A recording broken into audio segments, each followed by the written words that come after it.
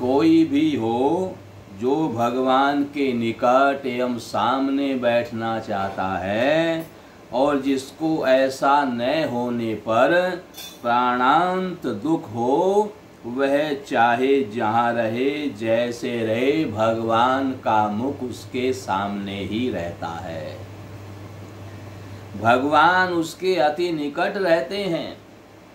भगवान अपने सेवकांक्षी भक्तों के सामने नित्य रहते हैं और उनके निकट रहते हैं। भगवान स्वयं ज्ञान स्वरूप होकर भी भक्त वत्सलता से ज्ञान को छिपा लेते हैं।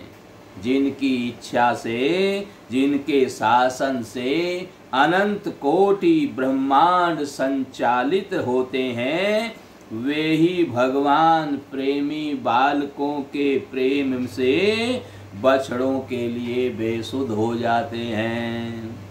उनमें कुछ शक्ति भी है, इसका उनको पता नहीं रहता है। वे प्राकृत अज्ञ बालक की भांति उनको ढूंढने चल पड़ते हैं। उनकी यह लीला बड़ी ही चमत्कार पूर्ण है। वे सर्वाकर्षण एवं परमानंद स्वरूप होकर भी बछड़ों के प्रेम से स्वयं आकृष्ट हो जाते हैं और उनको खोजने के लिए निकल पड़ते हैं। बड़े बड़े श्रोत्रिय वेद ऋचाओं के द्वारा भगवान को नाना प्रकार की अमूल्य वस्तुएं भोग लगाते हैं, तो भी भगवान उनको प्रत्यक्ष रूप में स्वीकार नहीं करते हैं, परोक्ष रूप में ग्रहण करते हैं।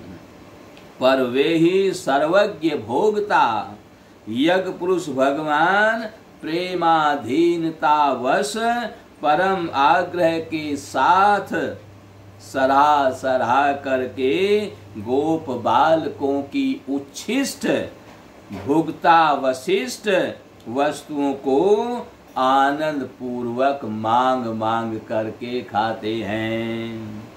असल में यह झूठन नहीं है। झूठन होती है तब जब खाने में आसक्ति हो।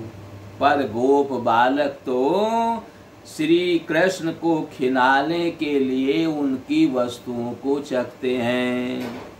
जो लोग भगवान के सायुज्य को प्राप्त हो जाते हैं, स्वरूप को प्राप्त कर लेते हैं, पर उनमें जगत के सर्जन करने की आदि की शक्ति नहीं रहती है। वृक्ष के मूल में यदि जल सींच दिया जाए तो उसकी डालियों में, पत्तों में अपने आप पानी पहुंच जाता है।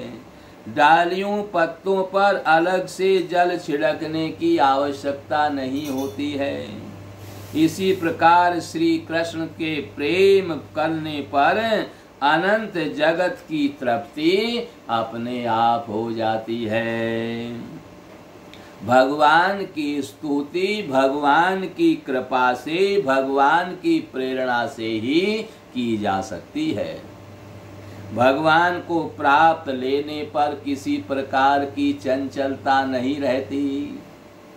यदि कोई अपने चंचल मन को चंचलता मिटाने की आवश्यकता नहीं है, भगवान के अर्पण कर दे तो वे उसे अचंचल करके अपने चरणों में स्थिर कर देते हैं। भक्त भगवान के चरणों का सहारा लेकर भगवान की कृपा से आगे बढ़ता है। भक्ति में भगवान चरण आश्रय प्रारंभ से है और साधनों में अपनी शक्ति से आगे बढ़ना है। भक्त शिशु की भांति भगवान का यानी भगवत चरणामृत के आश्रित होता है। उसमें न सुचिता है, न साधना है, केवल मात्र परायणता है। अवतार भगवान के मंगल विग्रह हैं। भगवान के जितने मंगल विग्रह हैं वे सब के सब नित्य हैं। कोई नया बनता है, पहले नहीं था, ऐसी बात नहीं है। इनके अलग अलग दिव्य लोक हैं और समय समय पर वे प्रापंचिक जगत में प्रकट होते हैं। ये सब के सब सच्चिदानंद घन हैं। जीवों में देह देही का भेद है। शरीर के अंदर चेतन आत्मा दूसरा है। शरीर बनता है पूर्वकृत कर्मों के कारण, पांच भौतिक उपादानों से बनता है। पृथ्वी, जल, अग्नि, आकाश और वायु से मिला करके पंच भौतिक शरीर मिलता है। पांचों तत्वों में मिल जाते हैं। पृथ्वी में, जल में, अग्नि में, वायु में, आकाश में, अपने अपने तत्वों में सब मिल जाते हैं। फिर परमात्मा को जब देह उत्पन्न करनी होती है, इन पांचों तत्वों से मिला करके देह उत्पन्न करते हैं। तो भगवान का कोई ऐसा कर्म नहीं है जो उनके देह बनाने में हेतु हो। जीवन मुक्त महात्मा के कर्म भी भुने हुए बीज की भांति, जैसे भुना हुआ बीज अंकुरित नहीं होता है, उसी प्रकार कैसे भुने हुए बीज की भांति फल उत्पन्न नहीं करते हैं। कच्चा चना होता है तो भी तो पेड़ जमता है, पर भुने हुए तो नहीं जमता। फिर भगवान की तो बात ही क्या है। भगवान का शरीर न तो पांच भौतिक है, न माइक है। भगवान प्रकट होते हैं, उनका शरीर पैदा नहीं होता, वह कभी बनता नहीं, न कभी बिगड़ता है। नित्य का अवसान दिखता है, पर उसका अवसान होता नहीं है। भगवान का एक एक कण, उनके आयुध, आभूषण, वस्त्र आदि सब भगवतमय हैं, भगवत स्वरूप हैं। भगवत कृपा जहाँ साधनों को संचालित करती है, वहाँ साधन में अपार बल आ जाता है और अहंकार रहित सर्वोत्तम साधना होती है। स्वकर्मणा भगवान की पूजा तब होती है जब निरंतर मन में यह भावना बनी रहती है कि सब भगवान से निकले हैं और सब भगवान में हैं। पर जब यह भावना उड़ जाती है, तब केवल कर्म रह जाता है, वह भगवत पूजा का स्वरूप धारण नहीं कर पाता। प्रेमास्पद की स्मृति प्रेमास्पद से कम नहीं है। यदि भगवान की प्राप्ति भगवान की स्मृति को भुलाने वाली हो, यदि भगवान की प्राप्ति भगवत सेवा को छुड़ाने वाली हो, तो वह भगवत सेवा अभीष्ट नहीं होती है। भगवान की सेवा के लिए भगवान का त्याग कर दिया जाए तो भी कोई हानि नहीं है। यह बात तो माननी ही चाहिए कि भगवान ग्रहण करके छोड़ते नहीं हैं। पर यदि भजन में, सेवा में शिथिलता होती है, तो भगवान से यह प्रार्थना अवश्य करनी चाहिए, हे प्रभु, आप बुला लेंगे सो तो ठीक, पर ऐसी कृपा तो और करनी चाहिए कि जब तक आप अपने पास नहीं बुलाते हैं, तब तक आपका भजन निरंतर चलता रहे। ऐसी प्रार्थना भगवान से करते रहें। प्रभु, ये हमारे दिन जो कटते हैं, वे आपकी विस्मृति में कटते हैं। आपका निरंतर स्मरण नहीं होता और न स्मरण न होने का दुख ही होता है। भगवान, हमारी यह दैन्यपूर्ण स्थिति हो जाए कि आपके भजन के बिना रहा ही न जाए। बिना विश्वास प्रार्थना नहीं होती। विश्वास हो तभी प्रार्थना होती है। प्रार्थना वही होती है जहाँ जिससे हम प्रार्थना करते हैं और उसकी शक्ति में, उसके सौहार्द में विश्वास होता है। भगवान हमारी प्रार्थना सुनते हैं और वे सुनते ही हमारी प्रार्थना पूर्ण कर देंगे। सच्ची प्रार्थना होने में ये दो ही हेतु हैं। भगवान से प्रार्थना करें और मन में विश्वास रखें कि भगवान हमारी प्रार्थना को पूरी कर देंगे। ये दृढ़ विश्वास भी अपने हृदय में होना चाहिए। हमारा प्यार बिखरा हुआ है, हम अलग अलग सबको प्यार करते हैं। एक के नाते करें तो ठीक है, यह प्यार नहीं है, यह तो प्यार का व्यभिचार है। जगह जगह का प्यार रहे भले ही, पर रहे भगवान को लेकर, भगवान के संबंध में रहे। यानी सिया राम मैं सब जग जानी, कण कण में उसी परमात्मा को देखें। जैसे गोपियों को जित देखूं चित श्याम ही श्याम है। वो जिधर देखती हैं उनकी दृष्टि में सब श्याम ही श्याम दिखाई देता है और कुछ दिखाई देता नहीं है। तो आपकी भी दृष्टि ऐसी हो जाए कि जहाँ देखो कण कण में परमात्मा का दर्शन हो, सब में परमात्मा को देखो, तो वो प्यार है। और जगह जगह प्यार रहे भले ही, पर रहे भगवान को लेकर, भगवान के संबंध से ही सब में परमात्मा ही दिखाई दें। व्यभिचारी प्रेम से भगवान मिलते नहीं हैं, वे चाहते हैं अनन्य प्रेम। अनन्य प्रेम से भगवान मिलते हैं। जगत में ऐसा कोई दानी नहीं है जो आपको दे दे। जगत के दानी तो अपने को बचाकर चीजें देते हैं, पर भगवान तो आत्मदानी हैं। वे अपने आप को भी दान में दे देते हैं। जगत में भगवान का गान निरंतर हो रहा है, पर हमारा स्वर उसमें तान नहीं मिलाता। हम अपना अलग स्वर निकालते हैं। हमारे जीवन की प्रत्येक चेष्टा भगवान के स्वर में एकांत हो जाए, एक तान हो जाए, बस इतना ही करने की आवश्यकता है।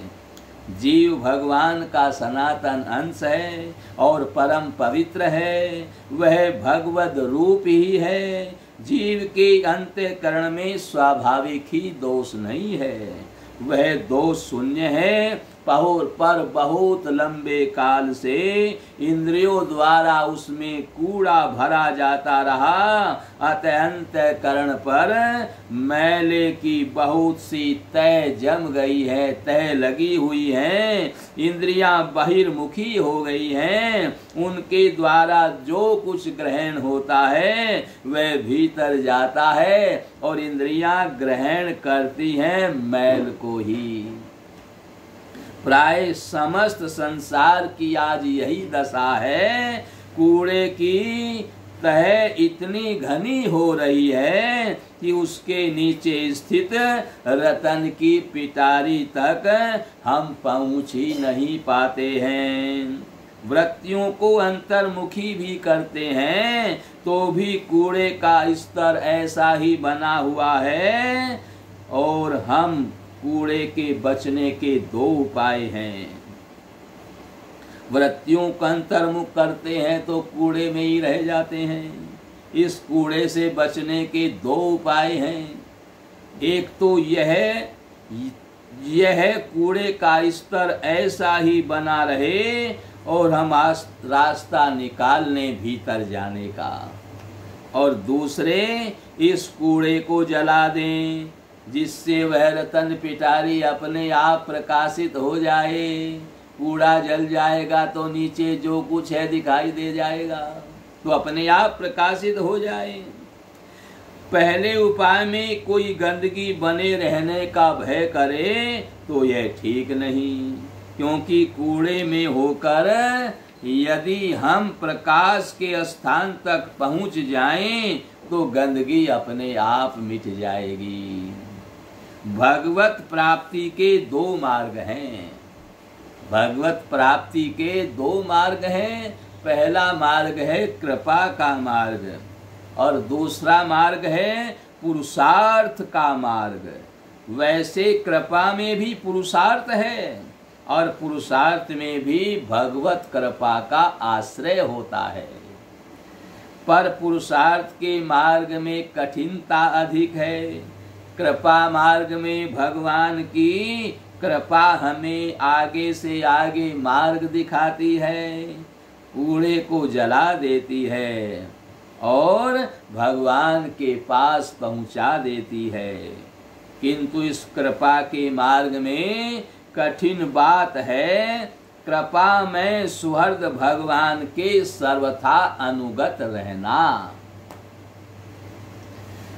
हम भगवान की कृपा का भरोसा करें और जानबूझकर उनके प्रतिकूल कार्य करें तो यह प्रत्यक्ष है कि हमारा भगवान पर और उनकी कृपा पर विश्वास नहीं है। कृपा मार्ग में सब कार्य होते हैं भगवान की कृपा के भरोसे, भगवत प्रेरणा से। अतएव इसमें यह संभव नहीं कि कोई कार्य भगवान के प्रतिकूल हो, सब भगवान के अनुकूल होना चाहिए। उसमें न हमें जल्दी करना है, न हमें उकताना है और न अपने बल पर विश्वास ही करना है। साथ ही कर्म विपाक के प्रत्येक भाग को प्रसन्नता से सिर पर चढ़ाए रखें। हृदय से, वाणी से और शरीर से भगवान को नमस्कार करते रहें। कोई भी कार्य हमारे अनुकूल नहीं है ऐसा नहीं समझना चाहिए कि भगवान की कृपा नहीं है। उस समय भी ये रखे कि भगवान की कृपा है, भगवान जैसा कर रहे हैं मेरे अनुकूल ही कर रहे हैं, क्योंकि उनके अलावा और कोई मेरा सुहृद नहीं है, मेरे ऊपर कृपा करने वाला और नहीं है और वो अपने भक्त पर हमेशा कृपा करते हैं। तो जो ये परिस्थिति मुझे अनुकूल नहीं लग रही है, इसमें मेरी समझ में नहीं आ रहा है, पर मेरे आराध्य तो हमेशा मेरे अनुकूल ही करते हैं, इसमें कोई रहस्य होगा और वो सब ठीक कर देंगे, ऐसा भगवान पर विश्वास होना चाहिए।